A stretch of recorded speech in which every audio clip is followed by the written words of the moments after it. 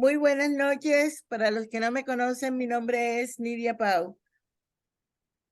Iniciamos este conversatorio por la gracia de Dios. Esta noche tenemos como invitado especial al doctor Cristian Jarabi. Bienvenido, Cristian Jarabi. Va a ser presentado por Cecilia López. Cristian Jalabi es empresario antioqueño, politólogo, economista, presidente del Comité de Químicos y Agroquímicos de FENALCO Antioquia, es miembro de la Junta Directiva de ACOPI, es presidente de Visca, experto en economía circular y apasionado por el medio ambiente. Doctor, los micrófonos son todos suyos. Bienvenido a este espacio. Cecilia, Nidia, todos los presentes, por aquí veo al doctor Chilewit. Muchas gracias por esta invitación, Omaira, también todos. Estoy muy contento de estar con ustedes, sobre todo con tanta expectativa, porque es que la doctora Nidia es muy previsiva y esta invitación, yo nunca recibo invitaciones más allá de 15 días, porque uno realmente la vida es el presente y es tan complicado agendarse. Pero teníamos un gran amigo en común tratándonos de hacer el tema, que es Francisco Solís. Y entonces él sí ha estado encima de mí diciéndome: Cristian, usted tiene que estar. Porque aunque tenga mucha formación o mucho lo que quiera, Cecilia, sí tengo un problema con la agenda muy horrible y, y soy un mal manejador de la agenda. Entonces, uno en la vida tiene que entender y aceptar sus deficiencias y dónde tiene limitaciones. Lo primero que uno tiene que hacer es entender sus limitaciones. Pero les agradezco la paciencia, lo queridos. Faltó una cosa y es algo que me gusta mucho, y es precisamente con el tema de economía circular. Yo soy el presidente de la Cámara Ambiental del Plástico también, que es otra agremiación, una agremiación de plastiqueros. Somos 160 defendiendo una industria que en Colombia es demasiado importante, aunque algunos ambientalistas extremistas se pongan en la tarea de desacreditarla, incluido el ministro de Hacienda. Una industria que tiene, pues nosotros en nuestra agremiación tenemos casi 180 ya agremiados, somos unos 40.000 empleados, somos, porque yo también soy empleado de esa industria. Pero la industria total son alrededor de 2.500 empresas, y entre micros, medianas, grandes, pequeñas, somos 250.000 en Colombia, más los recicladores de oficio, que son 70.000. Entonces es una industria muy importante. Generamos el 8.9% del empleo en Antioquia, por ejemplo, y el 8.5% a nivel nacional. Somos la tercera fuente de empleo del departamento, después de las confecciones y el comercio. Y nadie se lo imagina, y la gente le hace guerra a unos productos sin los productos tener la culpa, y encima de eso con un tema de estigmatización fuera de la ciencia. Entonces quería hacer ese resumen porque me parece que es un tema importante, un tema que ustedes todos deben conocer. Estoy muy contento también de estar aquí, pues como para hablarles de otros temas, como puede ser el tema de la política del momento, todo el tema de lo que está pasando con las reformas actualmente, si ustedes lo quieren hablar. El otro tema es un tema que hemos venido construyendo desde hace ya un tiempo largo, que se llama Una Selección Antioquia, y esa Selección Antioquia nace para salvar a Medellín, como una idea, una propuesta que se hizo varias veces y luego de perfeccionó un poquito en el tema del colombiano, y se ha venido trabajando con distintos grupos y fuerzas vivas y personas que quieren participar para eso. Eso ha ido creciendo hasta el punto de que hoy en día estamos hablando más de salvar a Medellín y Antioquia, y ver cómo participamos de una forma u otra en esos procesos. Que yo creo que es muy importante participar hoy en los distintos procesos que tenemos, porque sí, como empresario estamos haciendo una labor muy buena, muy importante, y hay que hacerla duro. Yo no sé si vieron, hoy hubo por ahí un video mío fregando la vida a la ministra del Trabajo. Eso no lo mandé yo, eso alguien lo tomó de la red, lo editó, y lo montó, y eso ha llamado a todo el mundo con ese video hoy, porque estamos haciendo la tarea, estamos peleando contra las malas reformas, estamos peleando contra los malos impuestos. Ayer estuvimos en la DIAN, y así sucesivamente. Estamos gastando más tiempo en cosas que no deberían ser la labor del día a día del empresario. El empresario debería estar dedicado a producir, a generar empleo, a crecer su negocio, a volverse relevante primero en su ciudad o en su barrio, luego en su ciudad, luego en su departamento, luego en el país y luego estar exportando. Pero en Colombia tenemos tantas distracciones porque pensamos en exceso en política, precisamente porque los políticos participan demasiado en nuestras vidas. Y entonces nos encontramos en unas situaciones que son complejas y que nos toca dedicarle más tiempo de la cuenta a esto. Y ese es uno de los motivos importantes por los que yo creo que hay que tener equipos. Una golondrina no hace verano. Es imposible hacer verano con una sola golondrina. Yo por eso estoy en todos estos gremios. Es porque no seremos machos, pero seremos muchos. Y creo que juntándonos, unos más beligerantes que otros simplemente apoyan, el otro simplemente te empuja para que vayas, otro si quiere ir a la guerra y a la batalla, pues eso soy yo.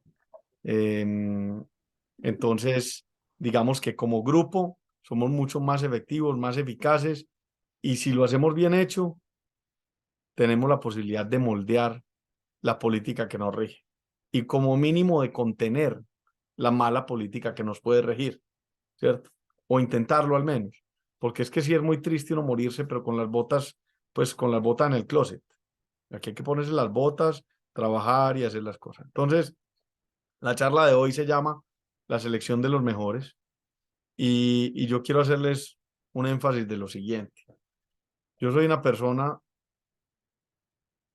que me ha gustado toda la vida jugar en equipo. Yo fui futbolista, muy futbolista, no fui futbolista profesional porque el momento no lo permitió, aún estando adentro ya del fútbol profesional, ¿cierto? Pero yo tomé la decisión de que no, fue una decisión medio coercionada por mi padre, pero al final tomé la decisión de que no, la semana que debutaba, la semana que posiblemente debutaba.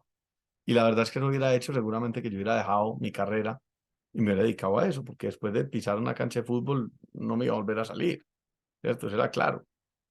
Pero digamos que eso me ha dejado a mí en la vida que el trabajo en equipo es muy importante, que usted puede ser el capitán, o hay veces tiene que empujar al capitán y acompañarlo, o puede ser el director técnico tras bambalinas, o puede ser lo que sea, pero si usted no tiene equipo, no tiene nada. Y si usted no tiene hinchada, no tiene nada. Lo estamos viviendo hoy con Nacional en Medellín. Miren el problema que tenemos tan grande, eh, donde resulta que es que la hinchada era comprada, o al menos un pedacito de la hinchada era comprada y ni siquiera era comprada, sino que era unos extorsionistas del equipo. Entonces yo creo que el trabajo en equipo y un equipo comprometido y comprometido con los logros y comprometido con el triunfo, pero más aún comprometido con el fracaso, es demasiado importante en cualquier escenario de la vida. Y eso ha hecho que a mí me guste tener decisiones, digamos, empresariales en general, delegadas, donde uno tenga un equipo en el cual pueda confiar. Usted solamente es tan bueno como el equipo que usted tenga. Y ojalá en el equipo haya gente que sea con unas capacidades muy superiores al líder. Porque es que, vuelvo y lo digo, uno es solamente tan bueno como el equipo que tenga. Entonces, digamos que en la empresa toda la vida he tratado, y esto lo he aprendido a golpes, yo he tenido mi tiempo de autoritario también, he aprendido a golpes que si usted no se rodea bien ante faltas temporales, posibles faltas absolutas o lo que sea, las cosas pueden venir a pique. Y si usted tiene un buen equipo en quien apoyarse, pues usted está ganado. Y hay que entender lo siguiente, la mayoría de los equipos consisten en que usted pueda delegar y entender a las personas y que si una persona hace el 70% de lo que usted haría, ya es suficientemente bueno. Porque si yo consigo ya dos personas que hacen el 70% en dos áreas de lo que yo haría, ya hacen el 140%. Ya hacen mucho más que yo. Y si consigo tres y me quito tres labores y ellos hacen el 70%, pues entonces estamos hablando de 210. Y esa es la belleza de la multiplicación del juego en equipo. Entonces eso pasa en la empresa, eso pasa, digamos, nosotros en la empresa hemos logrado tener un equipo, sobre todo en el tema de investigación y desarrollo de alto nivel mundial, con muy poquitos recursos comparado con otras empresas químicas, pero donde nosotros conseguimos una gente que, yo veo unos empresarios que dicen, no, este man sabe más que yo, o unos gerentes que dicen, no, este sabe más que yo no lo llevo, este me quita el puesto. Yo de lo contrario, yo digo, qué bueno conseguir gente que son PhD, post-PhD, no sé qué, gente que es mucho más capacitada y más tesa que uno, y que le ayudan a uno con unas capacidades que son diferentes. Y al final acaba jugando la experiencia, acaba jugando la juventud, acaba jugando el conocimiento de uno del negocio específico, etcétera, etcétera. Y ahí se va yendo la cosa. Entonces, eso en lo que tiene que ver con la empresa. Después de eso, lo que les decía, en el mundo gremial también hemos tratado de hacer lo mismo. Y es tener equipos, porque los gremios están ahí realmente hoy en día para colaborarse entre ellos, pero adicionalmente a eso para trabajar el tema del lobby con cualquier gobierno que haya.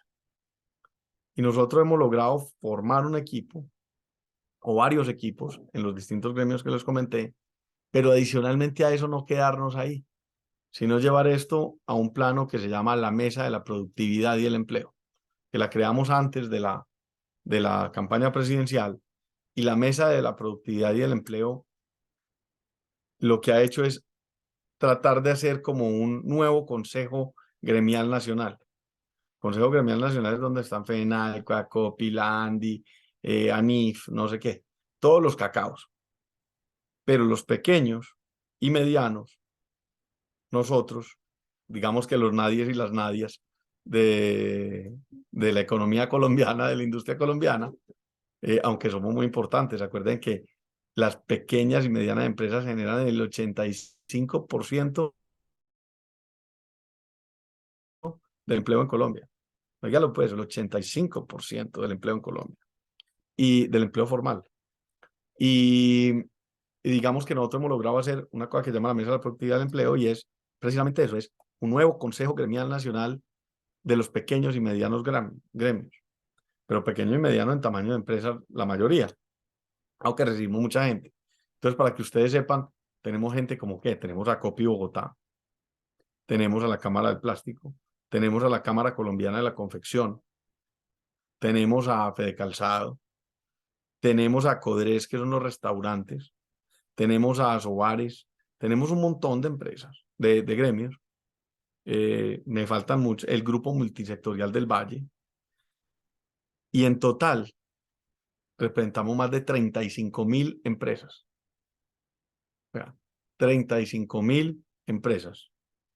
Entre un empleado y 500 empleados más o menos.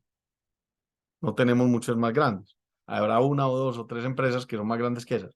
Nos representamos hasta 35.000 empresas en el país y hacemos el lobby por ellos y hacemos el trabajo en el Congreso y hacemos todo ese cuento y hacemos peleas y hacemos foros y hicimos debates presidenciales y estamos tratando de darle más formalización porque creemos precisamente que formar equipo nos hace más fuerte y nos da una visibilidad más importante hoy que tenemos unas luchas fuertes con el tema de reforma laboral, reforma tributaria, no reforma tributaria, pero sí la estamos demandando, reforma a la salud, etcétera, etcétera, etcétera.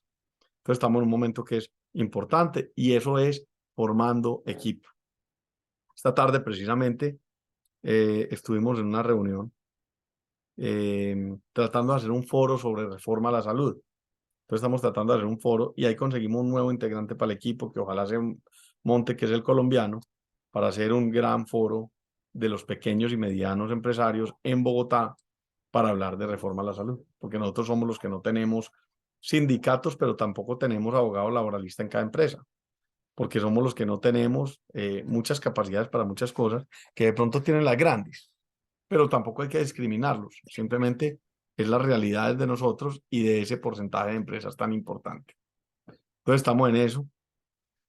Miren lo otro que se logra en equipo es, probablemente yo le pido una cita a la DIAN al más alto nivel, es difícil que a Cristian solo de la den para su empresa, pero ayer estuvimos en una cita en la DIAN para hablar de la reforma tributaria y de la aplicación del impuesto al plástico de un solo uso como agremiación. Somos 160 que representamos a 2.500. Entonces nos dieron la cita, estuvimos allá, estuvimos hablando, la DIAN prácticamente nos dio la razón. Y ese tipo de cosas son las que se logran cuando uno trabaja en equipo. También hemos trabajado en este último tiempo muy duro el tema de activismo. Digamos que yo siempre he sido activista, pero a un nivel de empresario. Y en los últimos 3 años, pues digamos que nos hemos remangado la camisa y nos hemos ido a la calle a hacer activismo también en la calle.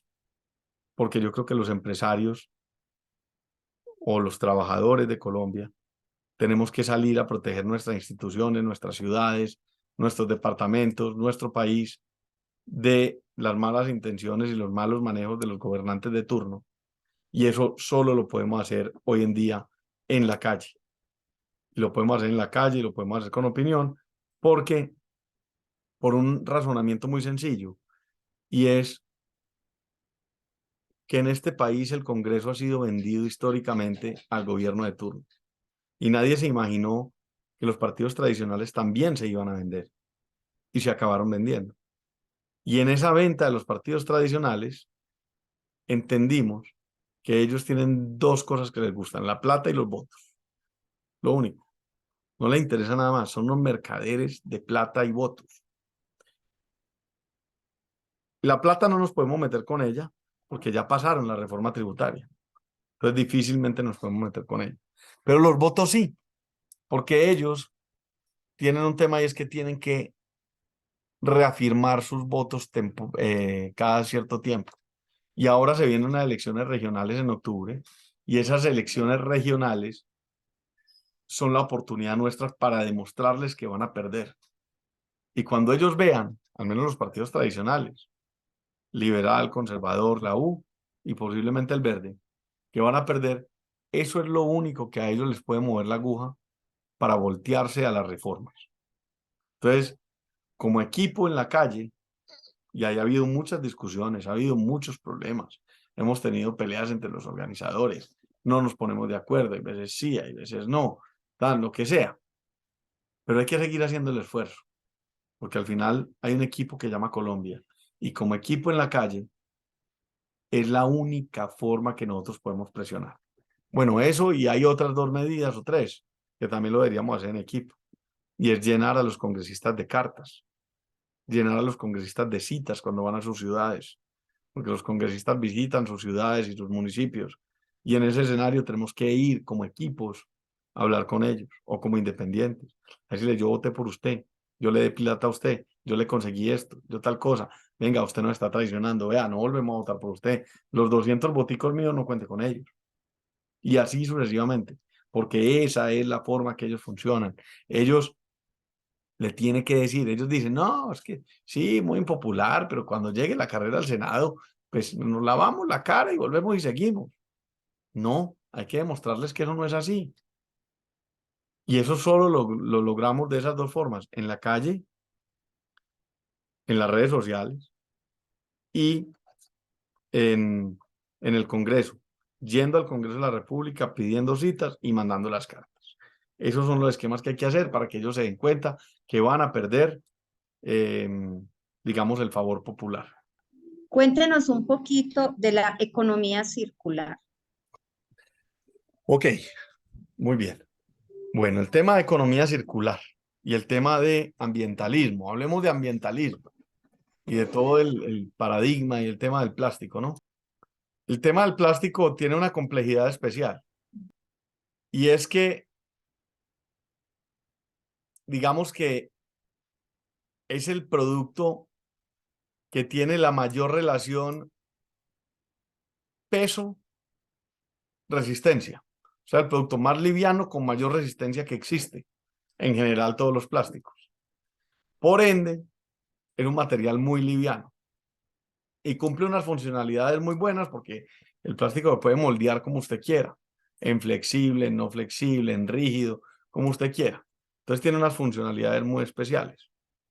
Pero su pecado es que al ser tan liviano flota. Y cuando flota, la gente lo ve y lo encuentra y lo ve en la cuneta y lo ve en el mar y lo ve en el río y lo ve no sé dónde y lo ve en todos lados, ¿cierto? Pero eso siendo un pecado también es una virtud para la solución de los problemas del plástico, porque al verlo se puede recoger, ¿cierto? No así los productos que compiten con él, con el tema ambiental y con el tema funcional. Entonces el plástico es mucho más liviano que cualquier producto alternativo que exista. Por ende, es más barato de transportar y consume y produce menos CO2 al momento del transporte. Lo que quiere decir que es menos dañino en la etapa del transporte que cualquier otro producto, que el papel, que el vidrio, que el metal, que lo que usted quiera. El problema ha sido que la gente, digamos por percepción, que es donde yo digo ambientalismo de fin de semana, por percepción, dice, no, es que la biodegradación. Pues bueno, allí venga la biodegradación porque es que es todo el proceso. Lo otro tampoco se biodegrada fácilmente, excepto el papel. Entonces, hoy en día tenemos tecnologías que aceleran la biodegradación del plástico, pero es que el problema no está ahí. El problema grande está en lo que se llama el análisis del ciclo de vida. Y el análisis del ciclo de vida es la vida de un producto desde que nace o empieza a nacer hasta que se desecha o se reprocesa, ¿cierto?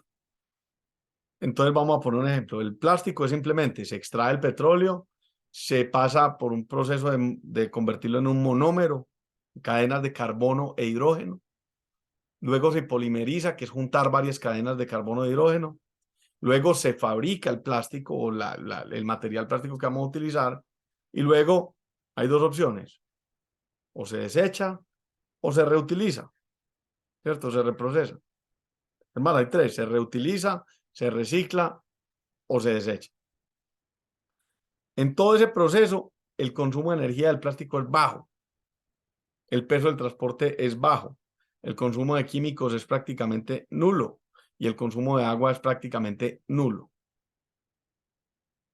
Usted lo mira y lo compara con cualquier alternativa, digamos papel, y usted primero tiene que coger un árbol, tiene que coger 15 árboles adultos por cada tonelada de papel. 15 árboles adultos por cada tonelada. Tiene que utilizar motosierras con gasolina. Tiene que mover los troncos con tractores con ACPM diésel. Están contaminando el aire. Tiene que pasarlo por unas máquinas, una serie de cosas y sierras que utilizan también energía. Lo pasa por una máquina de hacer papel que consume 5 o 6 veces más energía que la máquina de hacer plástico. Encima de eso consume 7 litros de agua por cada kilo de papel. Consume gran cantidad de químicos. Y luego tiene que mover una bolsa que es de 7 o 8 veces el peso que una bolsa de plástico, lo que quiere decir que tiene que gastar mucho más combustible en moverla.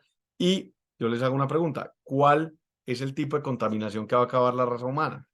Es el aire, es el CO2 que generamos. Entonces la huella de carbono del papel hasta ahí es muy superior a la del plástico. Entonces le estamos haciendo un gran daño. Cuando vamos al supermercado y en vez de pedir la bolsita de plástico de 10 gramos, compramos la de papel, le estamos haciendo un gran daño al medio ambiente. Bueno, ahora llega la parte final y es la biodegradación. Entonces el papel se biodegrada rápidamente, celulosa. Por ejemplo, el vasito no, porque el vasito tiene un liner de polietileno. Y el plástico no se biodegrada fácilmente, pero se puede. El papel difícilmente, al menos en papel, en cartón sí, pero en papel no. En muchos tipos de papel es de economía lineal. O sea, se utiliza, se produce, se utiliza y se desecha. El plástico, usted puede cogerlo y utilizarlo cuantas veces sea necesario si tiene una cadena, digamos, de reciclaje seria y buena, ¿cierto? Si lo compara con el metal, es aún más dramático porque ese sí que requiere energía, etcétera, etcétera, etcétera, etcétera. Entonces, la huella de carbono del plástico acaba siendo menos del 10% de lo que es casi que la de cualquier otro material. El problema es que flota y que sí ha sido mal dispuesto por el ser humano y sobre todo en algunos países de Asia, y eso ha ido a dar a los océanos y ha hecho unas islas y ha hecho una serie de cosas, y en ese escenario pues genera mucho escándalo y eso hace que haya unos ambientalistas de fin de semana que complejizan las cosas. Les quiero poner un ejemplo del tema. Santa Marta. Estuvimos negociando o hablando con Santa Marta hace unos 3 años, cuando ellos sacaron un proyecto que se llamaba Desplastifícate. ¿cierto? Desplastificación. Y entonces, muy chévere la conversación, queremos eliminar todos los plásticos de un solo uso, llámese todos los desechables, todo lo que usted quiera. Entonces yo tuve una conversación con el doctor Martínez, que era el alcalde, luego del pacto histórico, un tipo muy serio y muy inteligente. Uno no puede descalificar solo por el partido. Y entonces yo le dije, vea, venga, doctor Rafael, hagamos un escenario. Listo, muy chévere y toda su idea. Pero usted quiere sacar el plástico de un solo uso de la playa. Y entonces, ¿qué va a hacer? ¿Cuál es el mayor problema ambiental que tiene Santa Marta? Me va, no, aquí no tenemos agua. Y le dije, entonces vos vas a cambiar el plástico de un solo uso, que se coge, se utiliza y se dispone. Y lo vas a cambiar por vasos de vidrio para que se corte la gente, por platos de cerámica para que haya que lavarlos. ¿Y con qué agua vas a lavar todas esas cosas? ¿Con qué agua? ¿Cómo vamos a hacer? Explíquemelo. Entonces ahí empieza a jugar el tema de qué es un pasivo ambiental y por qué otro pasivo se cambia, porque yo reemplazo una cosa, la tengo que reemplazar por otra. Y eso no tiene una huella cero, eso no tiene una huella neutra. Entonces hay que mirarlo muy bien en cada escenario, cómo funciona, para qué funciona. Otro ejemplo, el termito. La gente tiene un termito de agua, ahora está muy de moda que todo el mundo haga con termito de agua y no sé qué, y yo no compro botellas de agua y no sé cuántas. Muy bien. El promedio que se gastan en lavar un termo de agua es 1 litro de agua. Entonces se gastan 1 litro de agua para después cargar un termo de agua. O sea, se gastan 2 litros de agua para tomarse 1 litro. Cuando usted con la botellita, está muy bien diseñado, usted no bota nada. Y si va a un buen ciclo de reciclaje, pues no tiene problema tampoco. Entonces, ¿qué pasa? En Colombia, el tema de la economía circular está mal concebido desde el Estado. Y está mal concebido por lo siguiente, porque los contratos de recolección de basura están diseñados muy mal. Están diseñados, digamos que se paga por tonelada recogida y kilómetros recorridos. Lo que hace que cuando nosotros separamos en la casa, en la fuente, y entregamos las 3 bolsitas o las 4 bolsitas, el carro de basura lo coge, lo mezcla y lo tira todo junto al basurero. Y eso es porque eso está mal diseñado. Si cambiamos los pliegos tipo de la recolección de basura, incentivamos la recolección en la fuente y la separación en la fuente y la recolección específica de cada producto, está resuelto el problema en el 95%. Entonces el tema de economía circular es muy sencillo, es muy práctico, es recoger bien los productos, es separarlos y en esa separación llevarla al distinto lugar. Y miren lo que se ahorraría, por ejemplo. Entonces, si usted separa los plásticos, por un lado el polietileno, por el otro lado los transparentes, por el otro lado el metal, por el otro lado no hay qué, y se recoge, eso no tiene que ir, por ejemplo, en Medellín hasta la Pradera, que son 60 kilómetros, sino que a la Pradera solo van los orgánicos y otras basuras. Y aquí en Medellín están las bodegas de recolección de plásticos de un solo uso. Y entonces, ¿cuántos kilómetros menos hay que llevar esos plásticos para enterrarlos en vez de traerlos aquí a una bodega en el centro de Medellín o en Itagüí o en una cosa de esas para moverlo? Y lo mismo pasa en Bogotá con Doña Juana y lo mismo pasa en todas partes. Entonces, esa es la situación del tema de economía circular, un tema muy fácil de arreglar, pero tiene que haber voluntad del gobierno. Las empresas la tienen y lo hacen, pero lo difícil es que dependemos de los recolectores de oficio y nada más, porque no somos nosotros capaces de ir a recoger los productos en las casas de la gente, porque no estamos diseñados para eso. El tema del manejo de los desechos reciclables de una manera adecuada, me parece que es uno de los elementos que más descuidados tenemos en nuestra sociedad y que deberían formar parte de la formación, por lo menos mínima, de cómo se maneja en un hogar la ecología del planeta. La economía empieza por casa y realmente yo he vivido en Estados Unidos, bueno, viví casi 30 años allá. Desde California aprendí los conceptos básicos del reciclaje, donde nadie puede botar una tapa de una botella sin haberla lavado. No se puede botar el desecho plástico y ningún tipo de desecho reciclable, perdón, no debería decirle desecho, de ningún producto reciclable con alimentación, con alimentos. Deberíamos todos lavarlos y pasarlos por un buen proceso de secado. Entonces yo recuerdo que en California, en esa época que vivía allá, eh, había unas maquinitas, unos pequeños dispositivos que se compraban y se instalaban en la casa y allí se iban poniendo todos esos plásticos limpios, Se prensaba, debidamente retiradas sus etiquetas y exacto, ¿cómo se dice? Se se aplanchaban. prensaba, se hacía Sí, una se prensa. pensaban exactamente. Y me sueño con el día que eso se haga acá. Yo regresé a Colombia hace un año aproximadamente y aquí me la paso hablando con la gente que viene a mi apartamento. Les veo diciendo a todos, ¿ustedes reciclan? O sea, reciclemos, pero bien. Las bolsas plásticas pasadas por agua con jabón adecuadamente para poderlas sacar de acá donde no haya animales en mi basura porque todo está limpio. Y eso deberíamos también promoverlo en los edificios, en los condominios, pero lo estoy escuchando a usted y me sueño con que Mm. realmente asumiéramos una cultura ecológica doméstica. Es ahí donde empieza la cultura de la ecología. Y lo escucho con el reciclaje del plástico y también me sueño porque todos mis muebles que son de To Go son de material reciclado, son de plástico reciclado, además divinos, hermosísimos. Y uno ve la resistencia de los productos, uno ve cómo son moldeables para diferentes tipos de diseño, reciben cualquier color y de verdad que ese trabajo que ustedes hacen lo admiro, los felicito y me encantaría que hubiera una cultura que ustedes mismos a lo mejor puedan promover desde su empresa, de su industria, para que los colombianos tomemos conciencia. Muchas gracias y perdón si me extendí. No, hombre. Bueno, yo sí quiero dejar una aclaración. A mí también me parece muy chévere. Eh, Hay algo que es muy importante y es que sin la colaboración o el funcionamiento de, del tema de los servicios públicos y de que haya, digamos, unas medidas de peso y contrapeso al consumidor, es muy difícil. El consumidor en Suecia, en Estados Unidos, lo que sea, tiene un contrapeso si no hace su labor, ¿cierto? O Es sea, en cierto, Suecia, sí, es correcto. usted en Suecia puede no reciclar, puede botar las cosas, pero a usted le cobran el que Sí, alguien lo haga por usted. sí, es ¿Verdad? correcto. Usted no lo hace, listo, no lo haga. O le cobran la mano de obra de alguien que lo hace por usted, ¿cierto? Entonces, eso es importante.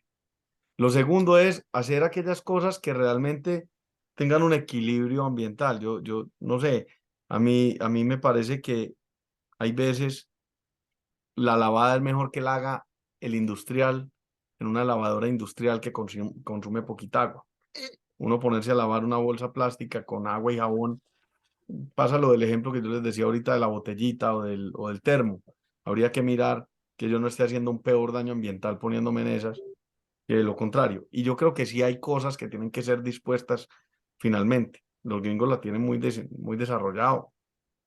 Ellos no son grandes recicladores, pero lo que sí tienen es unos rellenos sanitarios muy bien organizados, en unas planillas específicas, organizan el relleno, le ponen tierra encima, o le ponen unos mecheros para sacarle el gas, lo prenden y hay veces hasta generan energía y se olvidan de eso y cambiaron el paisaje. En vez de tener esa planicie, ahora tienen unas montañitas, ¿cierto? Y le sembran arbolitos y le hacen cositas y tal, y no sé qué. Eh, entonces son distintas ópticas del tema. Y hay escenarios donde no es ideal reciclar. Y el diablo, el demonio, lo que sea. Hay escenarios donde es más costoso reciclar que en otros, ¿cierto? Y hay escenarios donde uno no puede dejarse vender las cosas tampoco por moda, ¿cierto? Entonces, no, que es que, no sé, las camisetas. Entonces uno cree que salvó el mundo porque compró una camiseta Adidas de $250 con PET reciclado. No hacía ninguna diferencia la haberla comprado de reciclado o no, porque igual el PET se recicla en botellas. El PET se recicla en las botellas y se recicla en otras cosas. Entonces, lo único que están jugando ahí es con nosotros. Están siendo mercantilistas y nos están vendiendo más caro algo que no tendría por qué haber sido más caro. Entonces, tengamos también cuidado con eso para que no nos dejemos meter falso ambientalismo, porque el falso ambientalismo acaba haciéndole más daño al medio ambiente y una parte importante del medio ambiente, para mi gusto, es el bolsillo.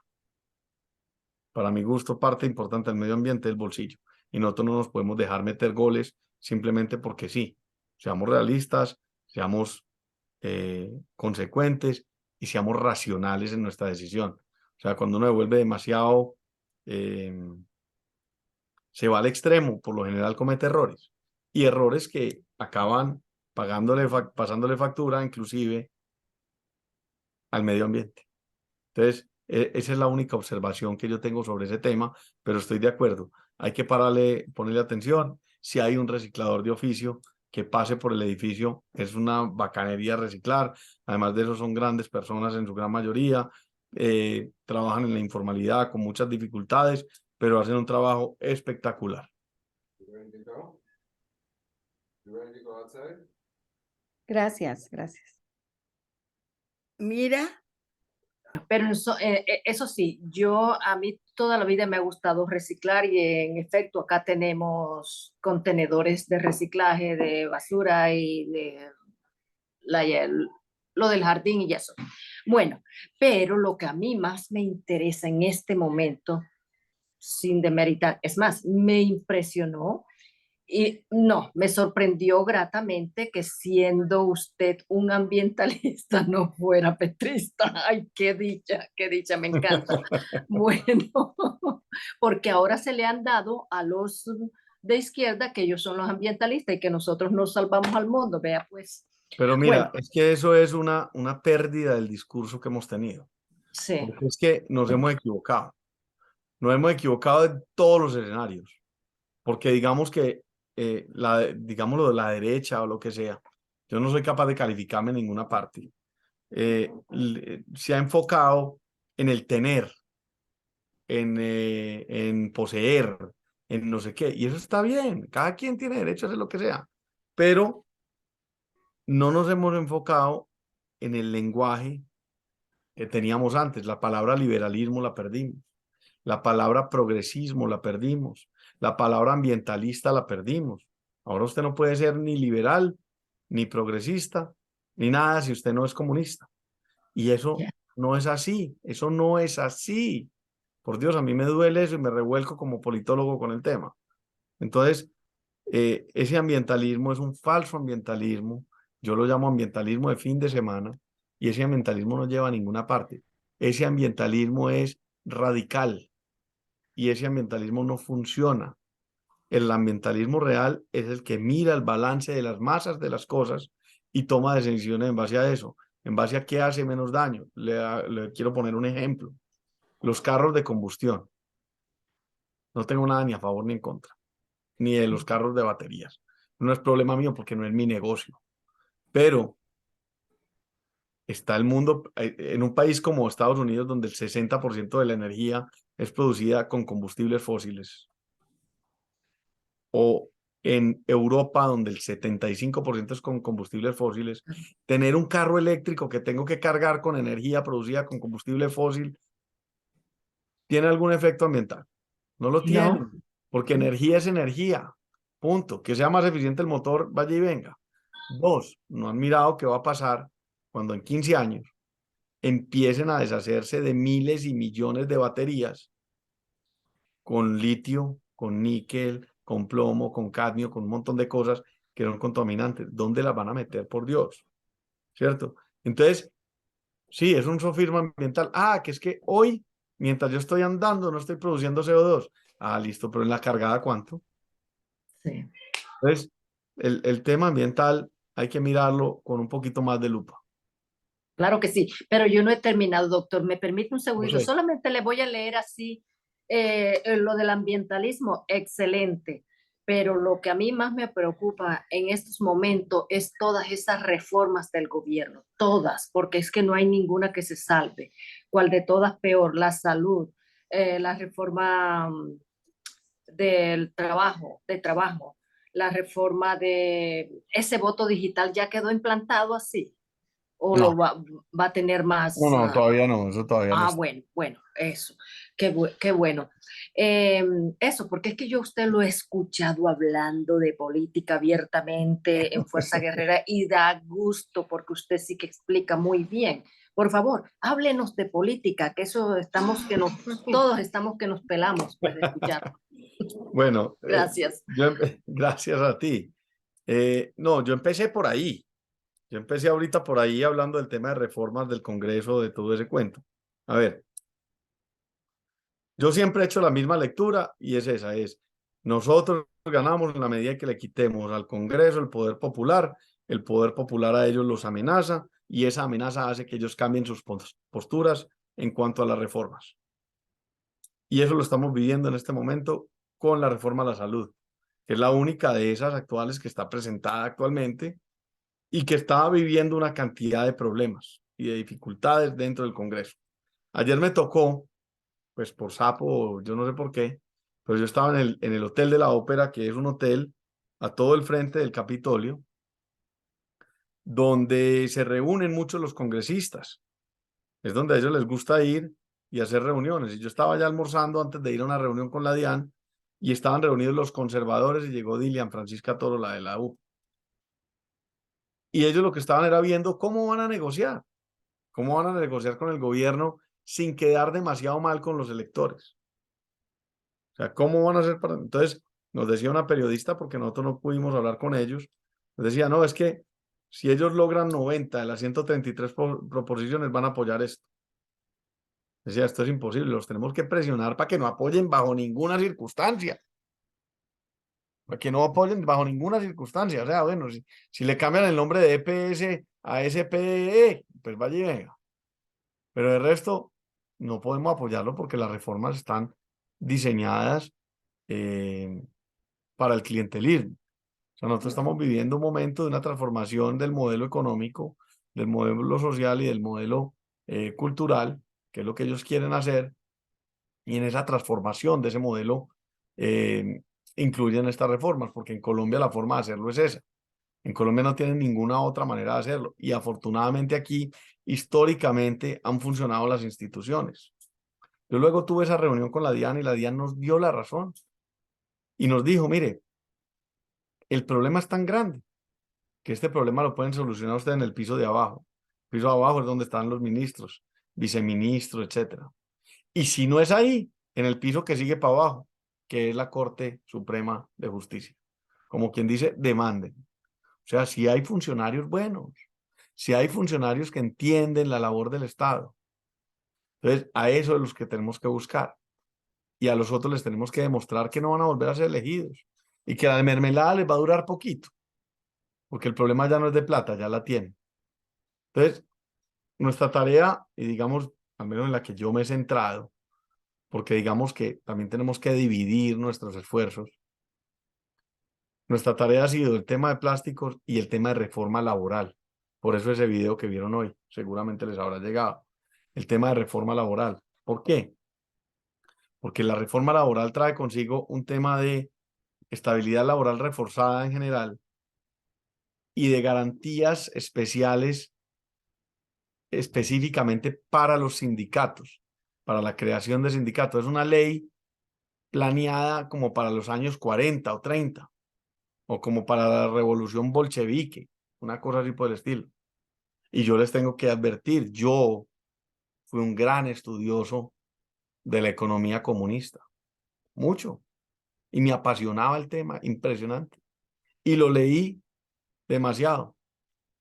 Pero es que el que a los 20 no ha sido comunista no tiene corazón y a los 40 no ha dejado de serlo, no tiene razón. Entonces, bajo esa premisa, he estudiado demasiado el tema y yo entiendo claramente que esa estabilidad laboral reforzada en manos de privados, lo único que hace es hacer perder la capacidad de dirección de las empresas, donde el empresario, el dueño o el gerente o lo que sea, ya no tiene la capacidad de dirigir su negocio porque el negocio está dirigido por las leyes, donde usted ya no puede despedir a un empleado ni siquiera con justa causa, a menos de que tenga que pedir el permiso de un juez. Y cuando usted está en manos de un juez, las posibilidades de usted dirigir su negocio es ninguna. Yo siempre pongo el mismo ejemplo. La tiendecita para tomar cerveza de Diomedes, de la canción. Va a poner una tiendecita para tomar cerveza, ¿cierto? Esa tiendecita, Diomedes la quiere ampliar y quiere vender más cerveza. Entonces va a hacer una inversión en conseguir un mesero o una mesera o dos meseros o dos meseras nuevas y se encuentra con que la ley laboral es flexible. Él dice, no, pues yo tomo el riesgo, si en 2 meses me va mal, pues yo la saco, pero tomo el riesgo. Si le va bien, probablemente contrata otras 2 en 2 meses, ¿cierto? Pues ya son 4. Pero bajo la ley actual, si yo lo contrato, está haciendo 2 contratos o 2 matrimonios indisolubles adicionales. Entonces ya si es casado tiene 1 más otros 2 son 3, está en un problema muy grande. Y si tiene 4 son 4, y si tiene 5 son 5, y si tiene, como tenemos nosotros en la empresa, son 120 indisolubles. Y encima de eso no permite la tercerización. Entonces si usted tiene vigilancia privada, ya lo va a tener que contratar personalmente al vigilante. Usted no es un especialista en eso, usted está perdiendo esfuerzo, cabeza, mente y todo eso en hacer una cosa que usted no sabe. Usted va a tener que tener los oficios varios contratados directamente cuando eso no era así, y así sucesivamente. Entonces son unas reformas que son demasiado complejas, demasiado dañinas, que están haciendo que muchos empresarios se vayan, que salgan de la gente, que eliminen empleo, y Colombia va a quedar solo.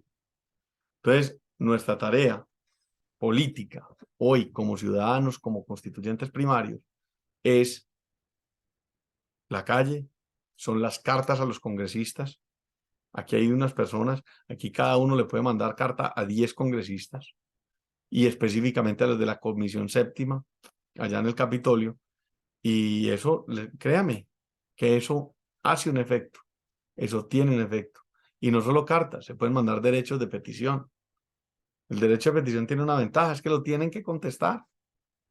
Y usted hace un derecho de petición de información y dice, señor congresista fulanito de la Comisión Séptima, es verdad que usted está en este debate, es verdad que tal cosa, es verdad que usted se hizo elegir bajo las bases del Partido Conservador, de la libertad a la libre empresa, es verdad que la reforma laboral trae consigo unos temas y unas limitantes para dirigir las empresas en base a la estabilidad laboral reforzada, es verdad que tan, se la tienen que contestar. Y si ellos empiezan a ver una avalancha de eso, usted se puede imaginar lo que le puede pasar. La tienen que contestar y tienen 10 días para hacerlo. Es que eso no es tan fácil. Entonces, digamos que tenemos una gran oportunidad. Tenemos otra cosa muy importante y es que tenemos que ganar muchas elecciones el 29 de octubre. El 29 de octubre tenemos elecciones regionales, gobernadores, alcaldes, asambleas y consejos y juntas de acción local. Y no nos podemos dar el lujo de perder ciudades importantes como Bogotá, como Medellín, como Barranquilla, como Cali, que está tan enredado. Y lo mismo, unas gobernaciones también que son claves, porque esa va a ser la contención para que la democracia pueda seguir andando. Pero ojo también, tampoco nos podemos equivocar en que por el desespero de elegir, elegimos a cualquiera, porque es que en el lado de nosotros también hay malos. En el lado de nosotros y haciéndose pasar por santos, también hay bandidos, también hay corruptos, también hay de todo, también hay perezosos, también hay de todo lo que ustedes puedan imaginar. Entonces, ahí tenemos que buscar la forma de elegir bien. Ah, que es que tienen que unir. No, sí, pero unámonos a través de alguien que nos inspire, a alguien que podamos acompañar. Yo veo en Bogotá Juan Daniel Oviedo, un tipo que uno podría entender y acompañar, un hombre inteligente, un hombre que le cabe esa ciudad en la cabeza. No sé, si por el desespero acabamos eligiendo un galán de esos, es complicado. Entonces tenemos que ser muy inteligentes. Lo mismo pasa en Medellín, eso pasa en la gobernación de Antioquia. En la gobernación de Antioquia tenemos una situación muy complicada, porque tenemos una gente lavándose la cara muy duro. Nosotros llevamos en esta pelea de 3 años con Quintero, y ahora resulta que hay un montón de candidatos quinteristas que se están vendiendo como antiquinteristas, anti-luispetristas, y la gente les está comiendo cuento. Y la gente les está comiendo cuento. Cuando han comido y tomado leche de la teta de esa vaca durante 4 años, 3 años, tomaron hasta enero, porque de ahí todos tuvieron o concejales, o secretarios, o periódico, o lo que sea, y no han hecho y no trabajar con Quintero, y ahora resultaron en El Colombiano diciendo que son anti-Quintero, el bloque anti-Quintero. Y hay mucha gente pensando en ayudarles, porque no dice que la solución contra Quintero, no son nada, son un desastre, son un problema, son una corrupción y una vagabundería. Entonces tenemos una situación compleja. Para la alcaldía de Medellín, lo que tenemos una pelea de enanos, desafortunadamente todavía, donde hay muchos que todavía no han despegado. Hay alguna gente buena, sin duda hay gente buena, pero todavía no han despegado como candidatos. Y vamos a ver qué va a pasar en el escenario de que Federico salga como candidato a la alcaldía. No la tiene fácil tampoco, pero no quiero opinar mucho sobre ese tema personal. Creo que él debe tomar sus decisiones y ya la gente verá cómo lo respalda o cómo lo deja de respaldar.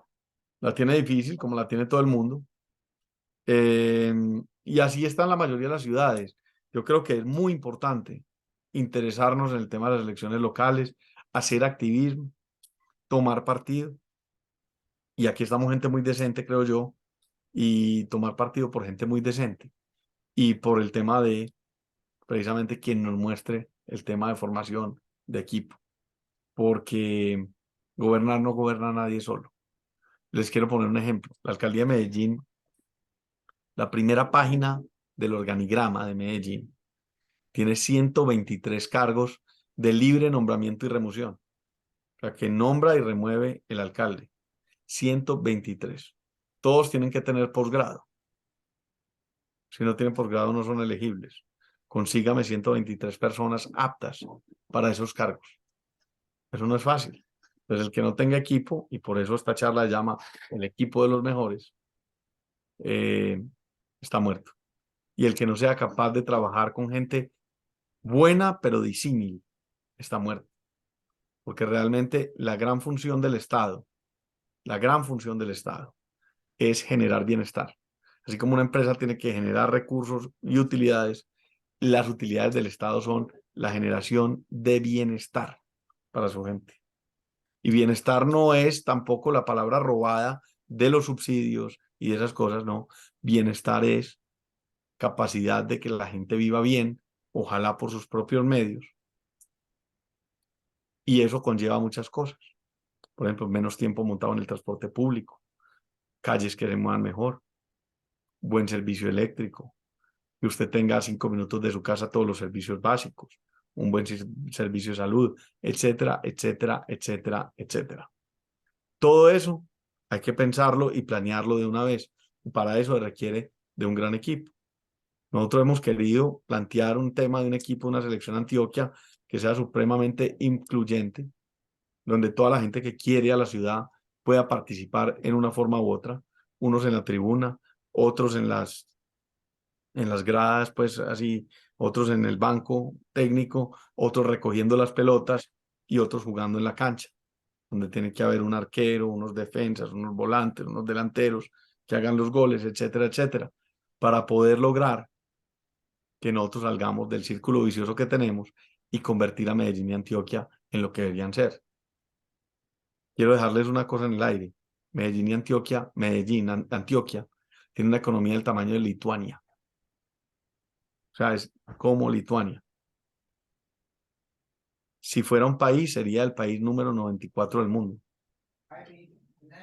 Y la tarea debería ser que este departamento se convirtiera en algo cercano a lo que es Panamá, que es el país 70 del mundo, porque tiene una población parecida. Tiene la población de Lituania, de Panamá, de Paraguay, de una serie de países importantes, 7 millones de habitantes.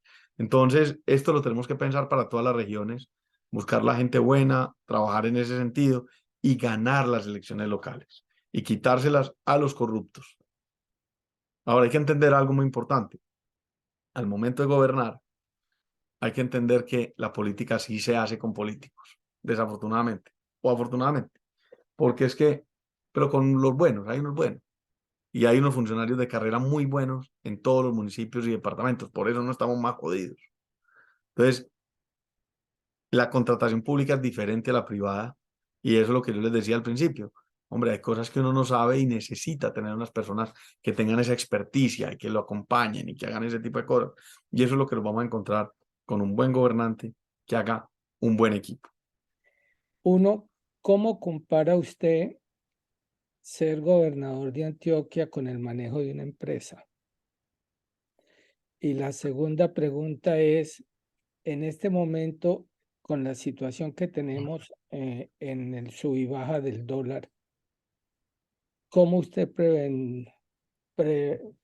o sea, procuraría ayudar a la gente cuando esté uno en ese columpio que si eres importador o si eres exportador, usted sabe mejor que yo eso?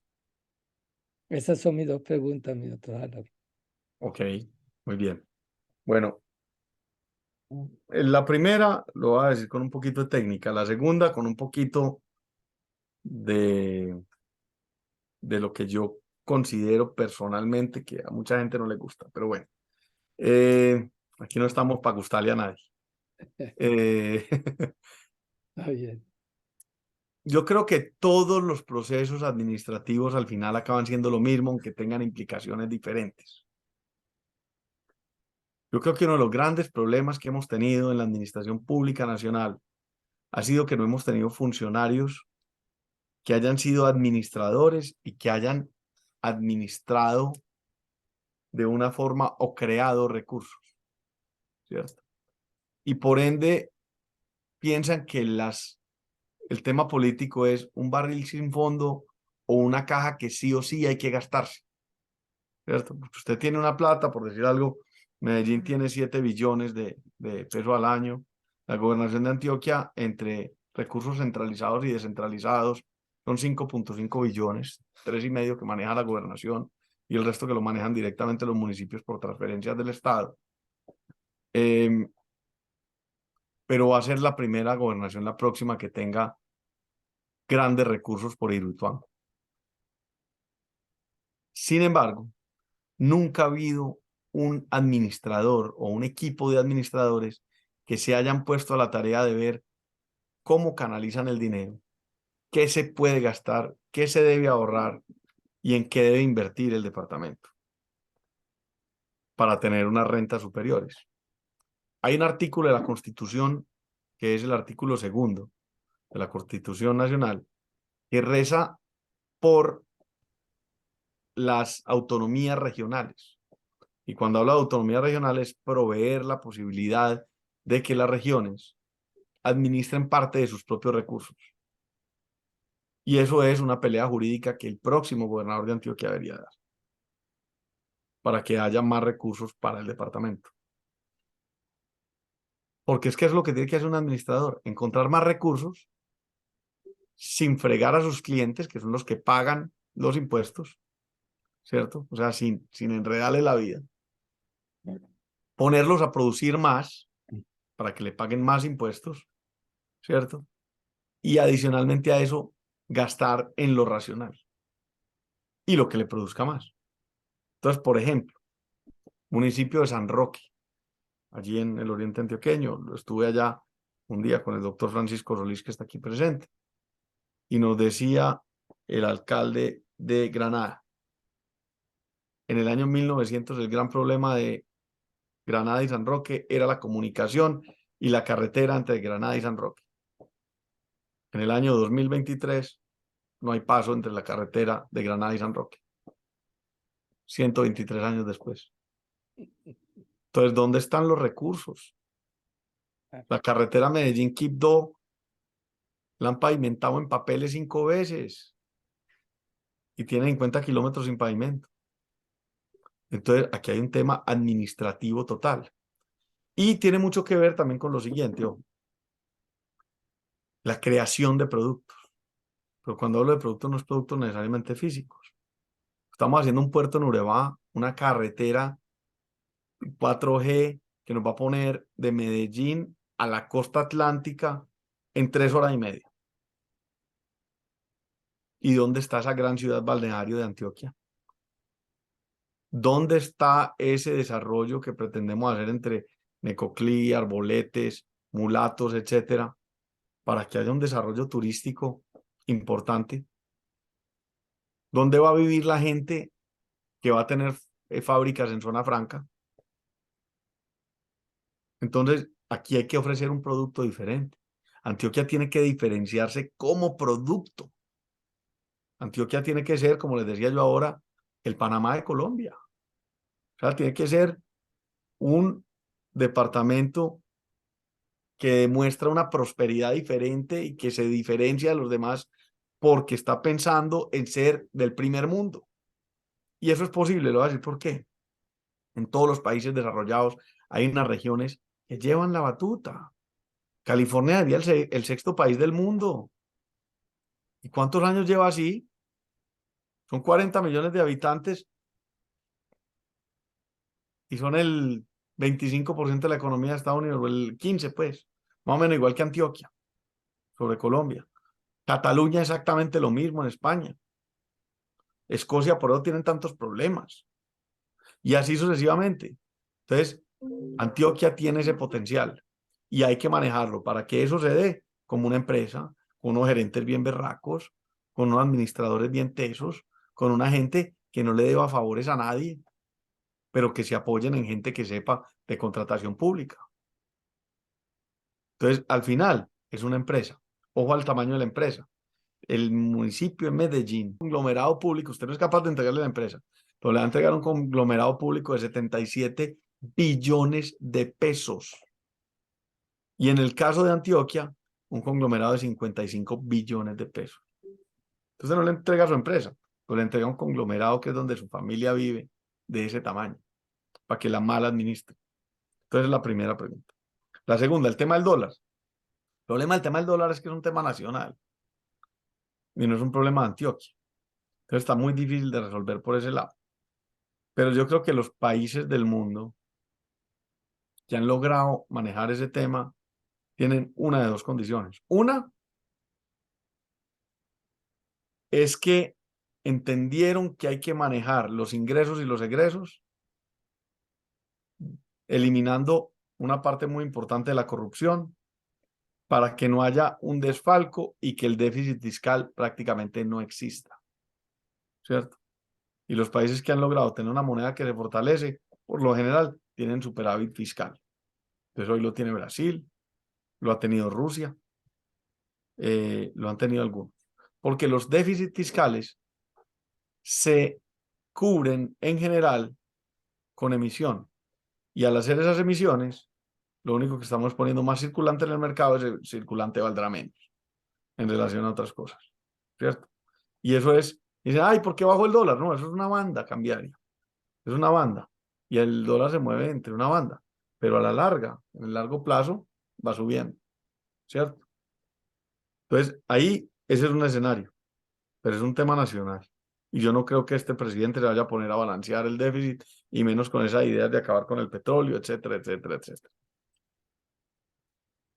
Y la segunda opción es la dolarización, o adoptar pues una moneda fuerte, que de hecho eso ha funcionado supremamente bien en Ecuador, ha funcionado supremamente bien en Panamá, ha funcionado muy bien en El Salvador, ha funcionado en muchas partes, que a mí me parece que es una fórmula que funciona y que el gobierno nacional, en mi opinión, en mi humilde opinión, lo que pasa es que no tiene un problema, es que ya no pueden emitir tampoco.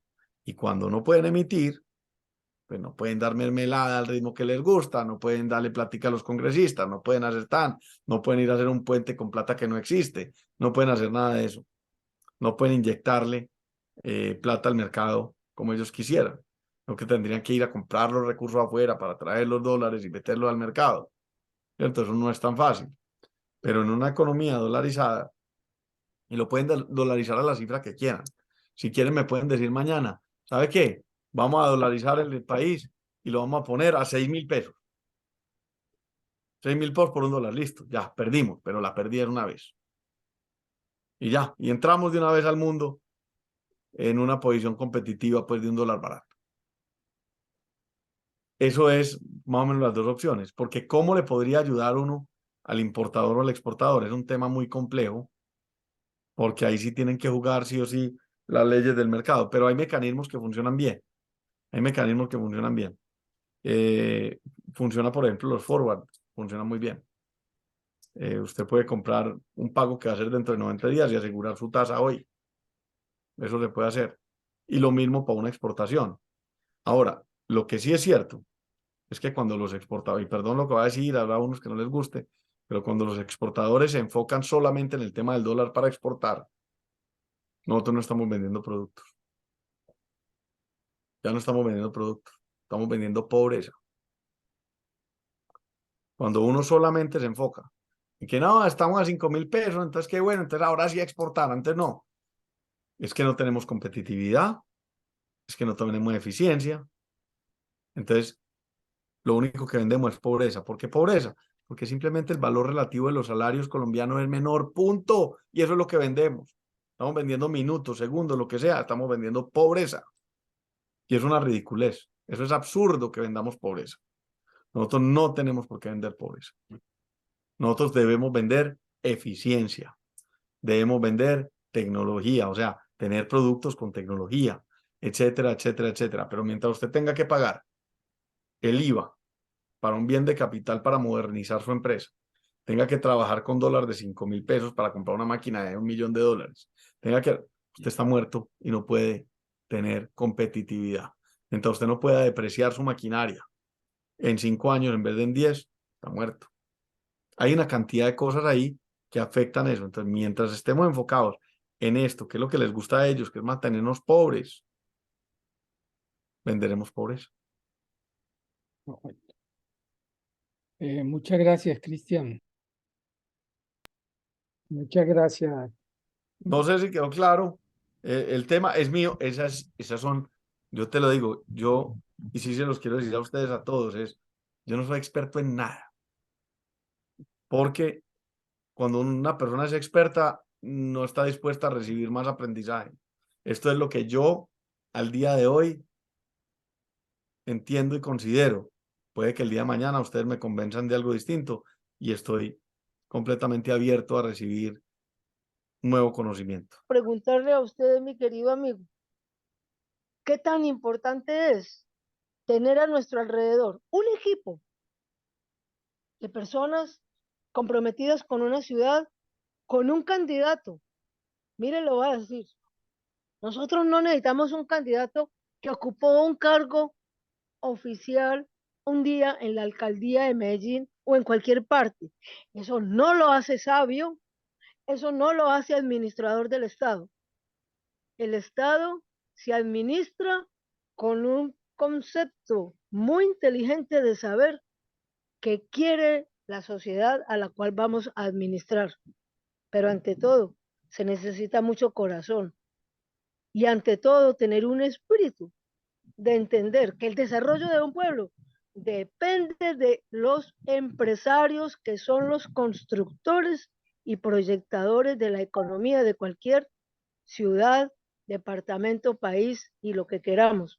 Porque sin ustedes, mi querido amigo, la sociedad no progresa. Pero cuando usted habla del puerto, por ejemplo, de Urabá, que a dónde se van a asentar aquellos que vayan a traer los containers, lo que sea, es porque yo me hago el bombillo, vuelvo y funciona, y dice, a ver, ¿por qué la mente de la sociedad que está habitando allí no piensan en que tienen que comenzar a buscar formas de desarrollar su propia casa y convertir sus casas en hoteles y convertir sus casas en restaurantes y convertir sus sectores en los asentamientos que convoquen a esos que van a llegar para que se asienten con alegría y fomenten desarrollo y riqueza? Porque no siempre podremos tener al que tenga mucho recurso económico para invertir, pero como se dice, de grano en grano se puede desarrollar mucho. Lo que necesitamos es encontrar el talento humano. Y yo le oí decir alguna vez a un amigo alemán, el peor de las situaciones de una sociedad se llama recurso humano, porque el recurso humano es el que afecta o es el que construye o destruye Una de dos. A ver, Entonces, que es un creativo, que lo veo que es un hombre empujador, que es un hombre de talante y de así es. carácter. Todo eso es lo que nosotros necesitamos en nuestra sociedad. La réplica de muchas personas así. La clase política, la que hay es una porquería. La que hay es una porquería. Pero los que estamos en el asfalto, tengan la seguridad que somos gente muy buena. Somos gente con capacidad, con dignidad y con el deseo maravilloso de servirle a Colombia. Quiero decirle algo ahí que me parece muy importante sobre su reflexión y es la siguiente. Hace muchos años, y yo lo digo en todas las entrevistas que me hacen, un señor argentino me dijo, Cristian, Medellín tiene el nombre equivocado. Medellín se debería llamar Paisa S.A., no Medellín. Yo, ¿cómo así? Pero sí, es que aquí todo el mundo quiere ser empresario, aquí todo el mundo quiere tener una panadería, aquí todo el mundo tal cosa. Ojo que la palabra empresa es todo aquello que requiere esfuerzo, todo lo que se hace que requiere esfuerzo, ¿cierto? Casi que esto es una empresa, mover este cosa aquí, un emprendimiento. Yo estoy emprendiendo mover esto aquí. Entonces, Medellín tiene un ecosistema y Antioquia tiene un ecosistema especial donde la gente quiere progresar, pero no están dadas las condiciones para que la gente pueda emprender y la gente pueda entender que su futuro está en sus manos, porque nos han hecho pensar en los últimos años que nuestro futuro está en las manos del político, que nuestro futuro está en las manos del subsidio, que nuestro futuro está en qué nos van a dar si el político vino a mi barrio, si no vino, si no sé qué. Y eso nosotros lo tenemos que trabajar, porque usted lo dijo ahí, lo tenemos que empoderar, porque empresario, hay muchas definiciones, pero empresario, por ejemplo, para la gente de la CUT, de la Central Unitaria de Trabajadores, es solamente el que coge una materia prima y la convierte en otra cosa, porque esa discusión la tuve con uno de ellos. Y eso no es cierto. Empresario es todo aquel que ofrece algo y que hace un esfuerzo para ofrecerlo. Y eso puede ser un servicio, una consultoría, un hospedaje, no sé, cualquier cosa, o producir algo. Todo eso es empresario. Y nosotros lo que tenemos que cultivar es una tierra de empresarios. Una tierra de empresarios, una tierra de gente que sea autónoma, de gente que sea capaz de salir adelante, de gente que sea capaz de emprender. Y si falla, vuelva y se pare y arranque otra vez. Porque los países hemos sido berracos, pero nos han quitado esa berraquera. Y nos han quitado esa berraquera porque el mismo Estado se ha involucrado en exceso en nuestras vidas. Y porque no nos ha cumplido. También lo digo cada rato. La carretera Medellín, al nordeste, Begachí, Yalí, Yalí, Segovia, Segovia, Remedios, Remedios del Tigre, el Tigre, Zaragoza, Zaragoza, Caucasia, Zaragoza, Cacerí, Cacerí, Caucasia. Lleva 12 años o 16 años en construcción, desde que estaba Uribe. ¿Cómo diablos, si no han terminado esa carretera que debería ser la carretera que reemplace la de Yarumal como vía arteria principal para ir a la costa? ¿Cómo diablos pretenden que no haya minería ilegal si no somos capaces de llevarles progreso con una bendita carretera? ¿Cómo diablos? Hay que ver el informe de los informantes el fin de semana de cómo hacen la minería, de cómo se meten a bucear, de cómo todo eso. Es una bestialidad y no es tanta la plata. Es un tema simplemente de que esos municipios no tienen economía. ¿Y cómo no va a ser posible que Caucasia, Zaragoza y eso, a 3 horas de Medellín por esta otra carretera, o a 2 horas y media de Medellín, tuvieran comercio, tuvieran unas zonas industriales especiales, tuvieran unas cosas distintas, tuvieran unas zonas, volver a fomentar el tema del cultivo del arroz, etcétera, etcétera, etcétera? Todo eso se puede hacer, pero es un tema de vocación, de ganas, de berraquera, y de que no se roben la bendita platica. Y la plata del Estado siempre será finita. Y si hoy son 5.5 billones y mañana son 10, igual es finita. Pero la plata de los inversionistas no lo es. Entonces, si usted hace esto, un lugar atractivo para inversionistas, la plata llega. Y si hacen las cosas en conjunto. y la gente vende más, y cuando la gente vende más consigue más, y cuando consigue más arregla la casa, y cuando arregla la casa compra materiales y contrata al maestro y tan, y eso empieza a ser lo que llama el multiplicador del dinero. Entonces, sí, hay que hacer la tarea, pero hay que entender muy bien que el empresario, digamos, se llama empresario aquí, se le dice empresario a un tipo de persona, pero nosotros no somos más que un trabajador más de la empresa, somos uno más. Estamos en una posición X, pero es uno más. Y también tenemos que madrugar, y también tenemos que camellar, y también tenemos que todo. Entonces, eso es clarísimo. La corrupción no tiene color político. Ahora los empresarios tienen una gran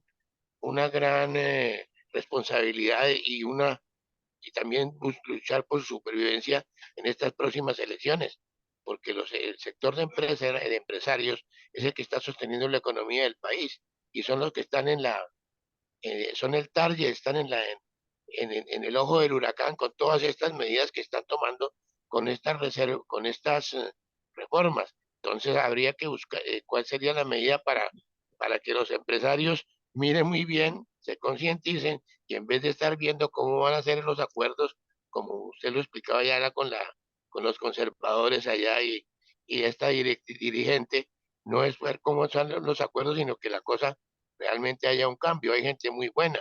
Por ejemplo, allá en Medellín está el doctor Carlos Cuartas, en otras partes. Hay gente muy buena, pero hay que seleccionar a esa gente buena, pero hay que abrirle los ojos a la gente, doctor. Entonces, ¿cómo hacer para que la gente esté bien informada y eso del ambientalismo de fin de semana es lo mismo que los derechos humanos de fin de semana, que solamente para los malos, y se están apoderando del discurso estos elementos de izquierda? Vea, coronel, muchas gracias. Mire, yo estoy de acuerdo con usted. Mire, los empresarios en general son muy tibios. En Medellín habemos dos personas que hablamos, que es la doctora Olga Lucía Queso, bueno, y yo. Porque es que a los empresarios les da miedo, y les da miedo por un tema histórico. Es que este país fue muy violento y este país le tiró muy duro a los empresarios. Y este país, cualquiera que tenía un pesito lo extorsionaban, lo secuestraban, lo que fuera. Entonces no es fácil. No es un tema fácil para ellos salir. Yo ya pasé por todo eso y yo ya quité el miedo. Yo no sé por qué, pero yo ya decidí salir y hablar y decir, porque es que nos están robando nuestro país. Entonces yo sí creo que hay que salir, hay que hacerle y hay que entenderlos e invitarlos a que vayan saliendo por el ejemplo. Ojalá no sean como hacen muchos, que es, bueno, sí, este está hablando, dejémoslo, incentivémoslo para que vaya y hable y después lo dejamos tirado, ¿cierto? Entonces ahí hay muchas cosas, pero hay que invitarlos, pero no mirarlos como que son gente distinta y no, venga, vamos juntos. Venga, si ustedes conocen empresarios, no, venga, hermano, tienen que ir los empresarios a la marcha. No, no, no. Venga, vamos a la marcha. Venga, usted tiene una empresa de calcetines. Venga, hermano, cierre ese día. Mande los manes para la calle. Venga, vamos. Vamos juntos. Vas a estar bien, vas a estar conmigo. Mira que nosotros estamos organizando. Mira que nosotros estamos acompañando. Eso me parece que es muy importante porque le tenemos que dar confianza. El señor empresario no es reclamarle como le están haciendo algunos candidatos. Es que los empresarios tienen que salir a dar la cara y no sé qué, y la tienen que dar por los demás. ¿Por qué? ¿A razón de qué? Cada quien da la cara como le da la gana. Eso sí, lo que puede decir es, venga, hermano, acompáñeme a dar la cara, la damos juntos, y si no, usted me acompaña. Y si usted quiere, hermano, participo. Y así, y la gente se va metiendo, involucrando, porque cuando vas viendo la gente metida en eso, la gente se va involucrando. Entonces yo creo que ahí hay un tema de inclusión que no lo hemos entendido. Y lo otro sí es muy importante que le voy a decir ahorita es, Colombia sí estaba exigiendo un cambio. Y los gobernantes de turno no fueron capaces de ofrecérselo. Colombia estaba pidiendo urgente una reducción del tamaño del Congreso. Colombia estaba exigiendo urgente una disminución de la corrupción. Colombia estaba exigiendo urgente un gobierno más humano. Y el discurso que encontró fue el de Petro, no encontró otro. Y ahí estamos metidos en lo que es. La gente no quería lo que Petro le está dando, pero la gente sí quería un cambio y lo sigue queriendo. Y ese cambio es un cambio para el bienestar, pero no el bienestar regalado, el colombiano muy camellador.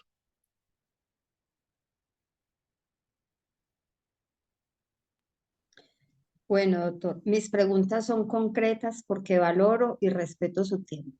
La primera, ¿le apostaría usted a una independencia de Antioquia?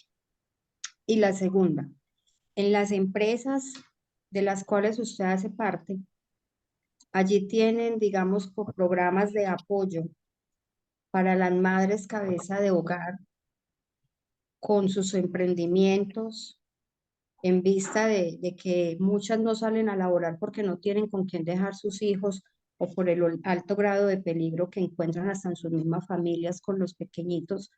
Entonces, tienen de pronto sus empresas como ese patrocinio a esas madres cabeza de hogar de pronto con algún proyecto, no de regalarles, sino de decir, bueno, vamos a patrocinarle su emprendimiento, le vamos a dar cierto tiempo y de ahí empiezas a pagar. Un ejemplo. Bueno, entonces las dos cosas. Lo primero, orgullosamente colombiano. Está mi pasaporte. Soy orgullosamente colombiano. Yo creo que Antioquia es parte indefectible de Colombia. Y creo que Antioquia la hace grande ser colombiana. Creo que Antioquia debe luchar por temas de autonomía, por ejemplo. No creo que Antioquia debería estar rogando para hacer una segunda pista del aeropuerto de Río Negro. No debería estarle rogando a la nación, sino que debería haber podido tomar esa decisión solo, con unos recursos que tendrían que haber salido de alguna parte. Creo que Antioquia tendría que poder tener proyectos de infraestructura y de promoción de negocios independiente, a partir de unos ingresos tributarios superiores o de menos transferencia a la nación. Eso sí lo creo.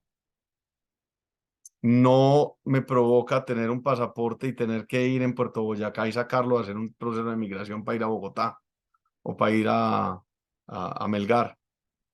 Creo que eso no nos lleva ni nos ayuda en nada. Yo creo que, y se lo puedo decir por la empresa nuestra, el 60% de nuestras ventas son fuera de Medellín, fuera de Antioquia. Entonces, la economía antioqueña en parte es lo que es porque ha sido un gran prestador de servicios al resto de la nación. Entonces, bajo ese esquema, yo creo que Antioquia sí tiene por qué pelear por unas autonomías dentro de la nación y la república, pero no tiene sentido que Antioquia sea un lugar o un país independiente. Y si lo fuera, seguramente sería un país muy parecido a Panamá, muy prontamente. Pero yo creo que no tiene mucho sentido. Debemos luchar por una Colombia mejor, más incluyente y donde nosotros seamos ese bastión de la democracia y ese departamento realmente industrioso que fue en el pasado. Es mi opinión. Hay los que piensan en el tal de Antioquia Federal, en el no sé qué, cuento raro, pues. Y encima de eso, que eso no se va a dar sin una guerra. Y yo no tengo ganas de que mis hijos peleen con sus primos bogotanos. Yo no quiero ir a tener que coger un fusil para pelear con mis primos de Manizales ni con mis primos del Chocó. No tengo por qué, no quiero, punto, no quiero, no Es quiero, correcto. no quiero. Bueno, el otro tema, el tema de las madres cabezas de familia. Mire, yo creo que hay muchas empresas, la nuestra no es la ideal, desafortunadamente porque son trabajos en general muy fuertes y de peso y tales. Ahora estamos tratando de trabajar con mujeres, mejorándoles algunas condiciones para levantar peso y algunas cosas. Y tenemos muchas madres cabezas de hogar. Digamos que lo que hemos logrado nosotros no es patrocinar, sino que hemos sido muy atentos a las necesidades específicas de cada una. Entonces, cuando usted tiene, por ejemplo, citas médicas, si tiene eventos especiales en el colegio, si tiene no sé qué, en ese tipo de cosas somos muy flexibles. A mí me parece difícil que todo el mundo por una condición específica de vida pretenda o quiera o haya que darle condiciones especiales laborales. ¿Por qué?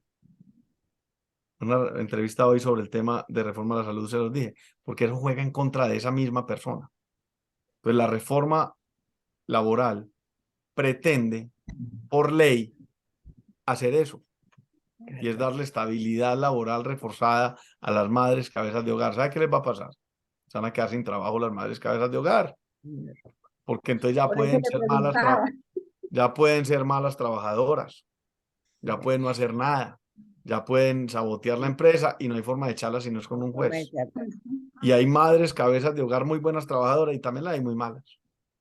Total. Entonces, Eso va a generar más mi opinión desempleo. es que cada quien se gana lo que es. Si ella es muy buena trabajadora, se gana unas cosas adicionales o se le sube el sueldo o pasarán otras cosas. Pero yo creo que no podemos generalizar porque se vuelve ley y se vuelve algo que en el derecho se llama costumbre. Sí, señor. Y la costumbre es una ley que va llegando simplemente por el hecho de una práctica permanente. Así es. Bueno, Muchas gracias, doctor. Oyéndolo hablar a usted de Antioquia, yo pienso lo mismo y tengo parientes también antioqueños. Porque haciendo una radiografía, ¿qué fue lo que hizo caer a Medellín en garras de Ospina? No, Ospina ¿Qué fue cayó lo fue que Cali. sucedió? De Ospina cayó fue Cali. Aquí caímos fue en garras de Perdón, Quintero. Quintero, perdón, sí, Quintero. Dos cosas. Lo primero, en mi opinión, esta es mi opinión, nada más. Dos cosas. Yo creo que Medellín tuvo un círculo virtuoso del año 2000 y 2014 impresionante. O sea, hasta la alcaldía de Alonso Salazar, Medellín fue una cosa loca. Porque hubo los que tiraron cemento, hubo los que hicieron metrocables, hubo los que hicieron escaleras eléctricas, hubo los que hicieron un montón de cosas, hubo los que educaron la ciudad como Fajardo, y hubo un tipo como Alonso que era completamente pragmático, de Caldense, por cierto, de Manizales, completamente pragmático. Y hasta ahí la ciudad tuvo un círculo virtuoso completo y salimos de la violencia y pasaron muchas cosas, tal. Y se fundamentó todo lo que quedó para después. Y todo lo que quedó para después fue que vino por añadidura porque teníamos una inercia, porque la ciudad tenía mucha plata, porque EPM dejaba mucho billete, por muchas vainas. Y de ahí para acá volvimos a la politiquería, en mucha parte. Y digamos a la administración por inercia. Medellín lleva una inercia, entonces ser buen alcalde de Medellín era muy fácil. Pero no nos dimos cuenta de cómo no le estábamos poniendo atención a las instituciones, a los territorios de la ciudad, a los barrios, y que la gente estaba insatisfecha, estaba pidiendo un cambio también. El tema de Hidroituango les permitió a ellos generar el doble de esa insatisfacción, y estos tipos son unos artistas de la comunicación y lo utilizaron en su mejor manera, sin entender que una empresa puede equivocarse y que eso es normal de los negocios, del giro normal de los negocios. Usted se puede equivocar y se resuelve. Si Hidroituango fuera una empresa privada, ya estaría eso funcionando. Ya lo hubieran resuelto, lo hubieran licitado, lo hubieran contratado y ya estaría funcionando. Pero como estatal no. Entonces lo que se encontró fue una ventana para el cambio, se disfrazaron de cambio, se disfrazaron de independientes cuando en realidad no eran. Y por el otro lado, el otro equipo, llamémoslo la derecha, no sé si lo podemos llamar así, tuvo unas discusiones que no llegaron a nada. Primero, no fueron capaces de acaparar el voto, ¿cierto? No fueron capaces de seducir el voto. Y el voto que típicamente había sido de ese lado. Muchas personas familiares mías votaron por Quintero, que porque era distinto, que porque qué pereza el establecimiento, que no sé qué, que no sé cuántas. Y este significaba el antiestablecimiento. Y otros no fueron capaces de ponerse de acuerdo para ofrecer una sola opción digna. Pero yo creo que eso tampoco era, porque nunca había habido una opción. Nunca es el tema de unidad. Yo creo que ahí lo que hubo fue el aprovechamiento de la posibilidad de un cambio o de una idea de cambio que al final no era tal. igual que está pasando con Petro. Y yo creo que eso es lo que nos pasó. Ya estamos viviendo las consecuencias. Se dejaron seducir de la demagogia, desafortunadamente, pero nos dieron muy duro a todo Colombia a través de lo que le pasó a Medellín y Antioquia. Nos dieron durísimo. Muchísimas Sí, no, doctor, yo no le voy a hacer preguntas, sino que le voy a dejar una inquietud. Todos sabemos que Medellín y el área metropolitana, con la zona, con el oriente y el occidente, forma una megaregión. Podríamos decir que es una megalópolis. Tengo una preocupación que se la voy a dejar a usted, y es que se está haciendo dos megaproyectos muy grandes, que son los puertos que van a estar entre Necoclí y Turbo, que van a tener una tecnología y una capacidad de manejo de carga superior al de Buenaventura y al de los otros 4 que hay en el país. Y se está terminando, creo, la vía 4G Medellín Turbo, que vamos a estar en la costa de Antioquia en 4 horas. Fuera de eso, vamos a estar conectados con Buenaventura, con otra vía 4G en 7 horas. Entonces, la inquietud mía es esta. Algún día. La inquietud mía es esta. No están conectadas la región oriente y occidente.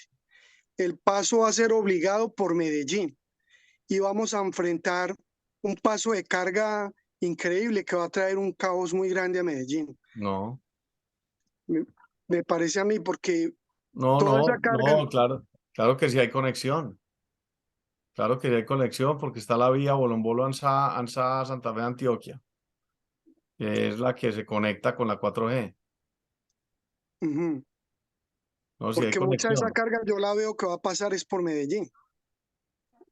Eso lo tendrán que resolver de alguna manera. A ver, yo veo muy difícil que en esas condiciones tan largas y con camiones, eso se convierta en una especie de canal de Panamá de facto, porque va carga entre el Pacífico y el Atlántico, por varios motivos. El transporte de carga en Colombia de todas maneras es costoso. Usted en Panamá tiene 3 canales, 4 canales. El canal antiguo, el canal nuevo de los buques Post-Panamax, que es el canal de los buques grandes, tiene ferrocarril, que lo dejaron los gringos, y tiene carretera, y la carretera son 6 horas, entre Balboa y el Pacífico, entre Balboa y Colón, perdón. Entonces, aquí vas a tener vos, de todas maneras, una infraestructura más difícil. Yo no creo que eso se vaya a convertir, pues, pronto en un canal de facto entre Buenaventura y Turbo, por así decirlo, y menos con ese nivel de corrupción tan espantoso que hay en Buenaventura. Eso es una cosa insoportablemente miedosa, yo que lo padezco. Entonces yo no veo tanto la preocupación. Ahora sí hay la posibilidad de hacer una conexión, porque la conexión está. Como le digo, usted llega a Bolombolo Ansá Santa Fe Antioquia, y sale para el Toyo. Entonces tampoco está tan complejo. Lo que sí creo es que Antioquia tiene un gran potencial con esos 2 puertos, que si bien van a tener una infraestructura importante y grande, de todas maneras se van a demorar un rato en quitarle la costumbre y quitarle parte de ese tráfico a Cartagena, Barranquilla y Santa Marta. Y ojalá no se lo quiten, ojalá lo generemos adicional a punta de crecimiento. Bueno. Claro que la ministra quiere que decrezcamos, entonces está muy berraco. Sí. Bueno. Bueno, doctor Jalabi, muchas gracias. Muchas gracias, Carlos, mi amigo. Muchas gracias a todos, doctor Jalabi. Gracias. Queda pendiente una próxima invitación a otro conversatorio. ¿Le parece? No, muchas gracias. Espero haber estado a la altura del momento y de las condiciones y de las preguntas. Muchas gracias, doctor. Muy amable.